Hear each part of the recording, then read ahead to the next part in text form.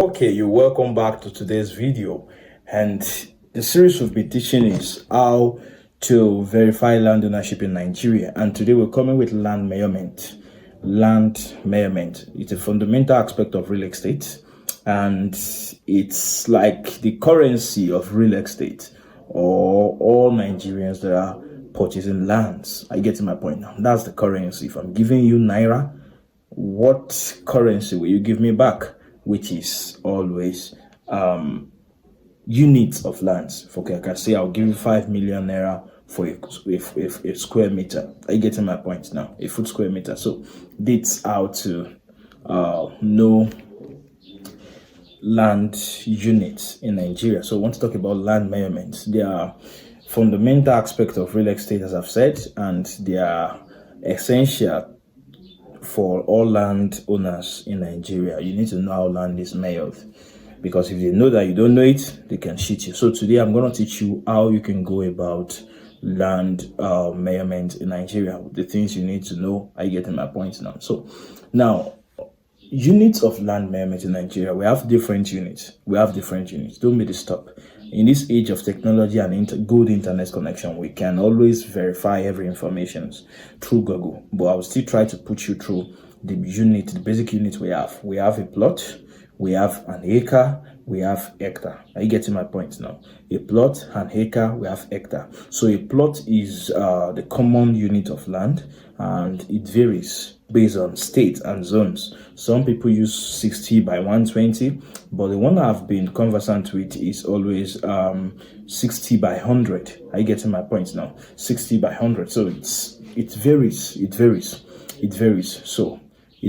So let's move to an acre. An acre is actually 6 plots. Are you getting my point now? And that's based on the unit of measurement. But if you are using 60 by 100 measurements, then an hectare is 6 plots. Are you getting my point now? Or it is 4,046.86 square meter. Are you getting my point now? Or it is 43,560 square feet. So you don't need to disturb yourself with this jargon. Are you getting my points now?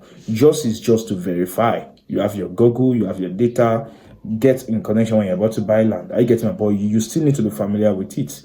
So then an hectare is actually 10,000 square meter. Are you getting my point now? 10,000 square meter. That's an hectare, and it's approximately 2.6 acres. But that's based on the measurement. But an hectare comprises of 15 plots of land. Are you getting my point? And depending on the measurement, are you getting my point? But in most cases, when they use 60 by 100, then you're going to have about 15 plots. And mind you, whenever you're buying all this hectare, you buying acre, there's need for additional road access. So because you may want to disburse the land in the future. I will not just say that because an acre is 6 plots, then they will just sell a 6 plot for you without giving road access. There must be road access in between any massive land you are buying. In as much the number of lands you're buying is huge, there must be road access there. That's one of the advantage of one of the things you need to take note rather. I get to my point now. Good road access. So let me talk about common land measurement terms. We have about frontage. If you're buying land in front of the express, you need to have frontage. They need to measure frontage for you. It's not that you should use those frontage, but it's an additional. Are you getting my point now? It's an additional land that will be measured for you. That okay, before they start measuring your land, there's need for frontage, because there's a road that is actually going in front of your land. We have depths. It indicates the distance from the front boundaries to the rear boundaries. Are you getting my point now? That's from the frontage to the last where your land is ending. Are you getting my point now? That's what we call the depth. Then the perimeter. You'll be hearing that they want to do perimeter survey. Perimeter is actually the length of the land, the total length of the land, cutting across of the land, measuring the length, the breadth, and the length and breadth of the land. Are you getting my point now? That's what we call the perimeter. And in case the land is not in square form, they go round. They have a lot of instruments. Surveyors have a lot of instruments. Some of them use GPS, some of them use theodolites to measure. They have a station and they measure these things. So these are the things you need to take note about. The common terms. Then we have the method of measuring land. So we have the method of measuring land. We have GPS survey. You can use GPS survey to measure a land. Not that you are doing a survey, but you can call a surveyor that you want to measure your land. Maybe you want to buy a huge amount of land, and if you've done the survey, or before you even do the surveyor will definitely measure it. So we have GPS, which is global positioning survey. They will use that technology to measure the amount of land you're trying to acquire. Are you getting my point now? We also have chain survey. We have chain survey.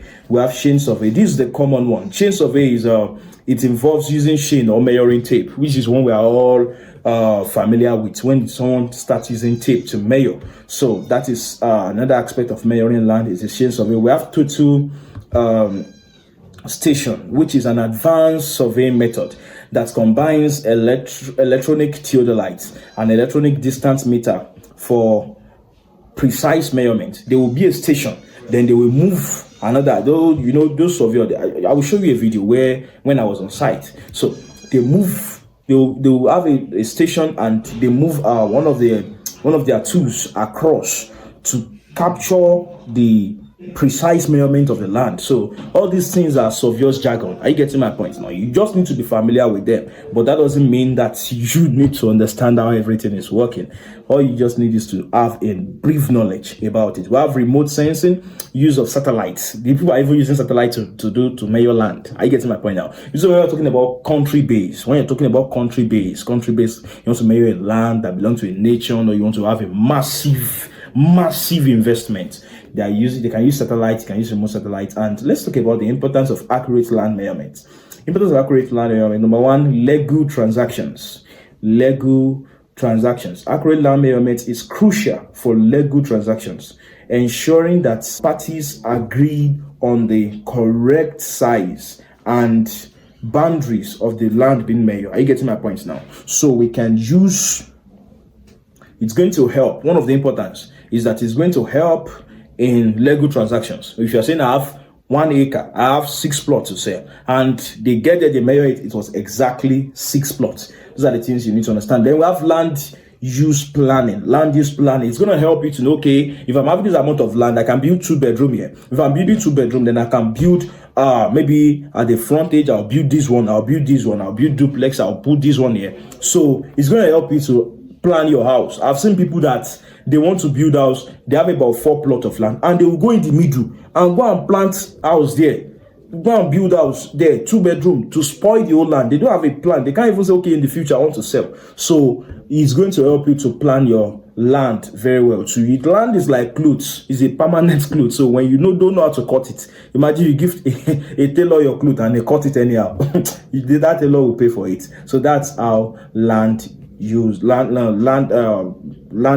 measurements will help you to plan your land use. So we have property evaluation. Accurate measurement is essential for determining the value of a property. So you need to understand that if you have a good value, if you have a good measurement, are you getting my point now? They will be able to know that, okay, you have 1 acre, good, it's worth this. You have 2 acres, it's worth this. So dispute resolution, when you have good measurement details of your land, you know how much your land is, and someone have changed maybe the corner piece that you put there, you just keep quiet and remeasure. Then you'll be able to get the precise measurement of your land, the precise size of your land. So understanding land measurement is vital for every Nigerian, whether they are buying, selling, or developing the land. Accurate land measurements are the foundations of transparent and lawful land transactions, promoting sustainable development and essential land management practices. Are you getting my point now? So the major thing I'm just trying to say is that if you have a good land measurement, it's going to help you. It's going to make sure people trust you. It's going to help you in making people trust you that, okay, he said this and they meant it like that. So it's good for you. And at the same time, it's going to make you to be aware so that they won't cheat you. Because if you are buying lands in rural areas, those homeowners will be looking at if they are seeing that you are not an expert, it can affect. So I don't want to take much time on this place. I once purchased a land, if I should just cite an example. And when I purchased that land, I had an issue. I was quite naive. I wasn't having much knowledge about the place. So what I do was I when I was going, I hired a senior surveyor. He followed me to the land. The moment the homeowner sighted him, and they look at his appearance, who he is. It's actually an alert person. They begin to complain, they begin to get angry, and I kept quiet. I was looking at them, and eventually I was able to have a good land measurement. So these are the things. So I'm Oluwadamilola Anjorin. I am your real estate expert and your wealth educator. So in case you're new on this channel, you can consider subscribing to this channel and clicking on the notification bell to get notified anytime I'm launching or sending another videos to my YouTube channel. So I would like you to always get and stay tuned. Don't wait till when you have millions, as I always say. Don't wait till when you have the billions before you start your real estate investment. You can start from where you are, and that's the best way to start. If you don't start it now, many people are having 60 million in their account and they are not doing anything with it because they have not make it part of them when they were growing. So I want you to start from where you are. That iPhone, your extra iPhone you want to buy, are you getting my points now, can actually purchase an amount of land. So I want you to do something great and stay tuned.